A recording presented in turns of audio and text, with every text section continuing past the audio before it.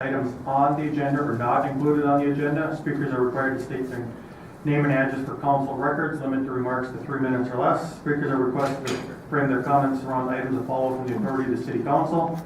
Generally, the city council will not take official action on items discussed at this time. They may place the item on file, take the matter under advisement, refer the matter to staff or committee for future report, or direct the matter to be placed on an upcoming agenda. Anyone wish to speak?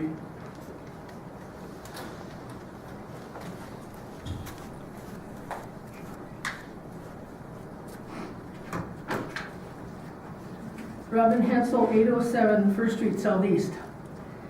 At the last meeting that I attended, which was a few meetings ago, Councilor Raquel Lundberg, who happens to represent me in Ward 1, made the comment that there weren't any conflicts of interest to do with her bed and breakfast or the laws pertaining to or anything else.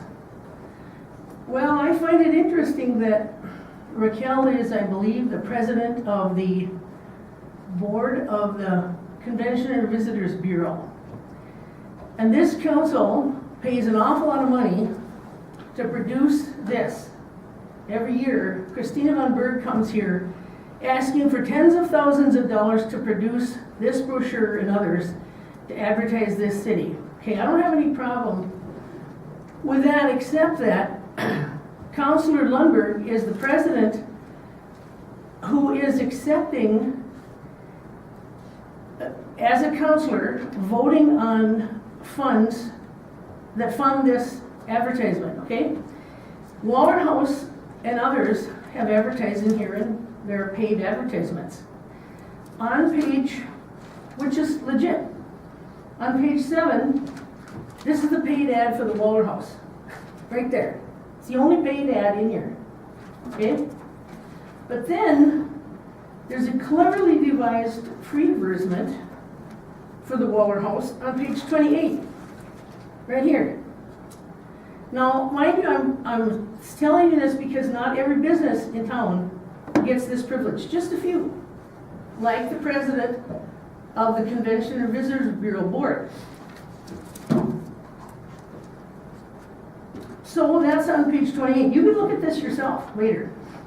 There's another free ad on page 45, top 50 activities to enjoy in Little Falls. And there's a bunch of them listed here. If I have a few more minutes, I think I do, I'll tell you what they are.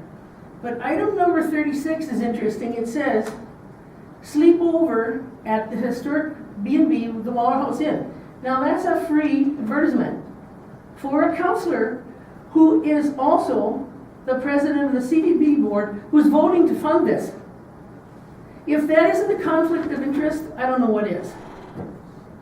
I'm sorry, I'm not an attorney, but it sure appears that way to me. And even if it isn't, this is morally wrong. Just morally wrong.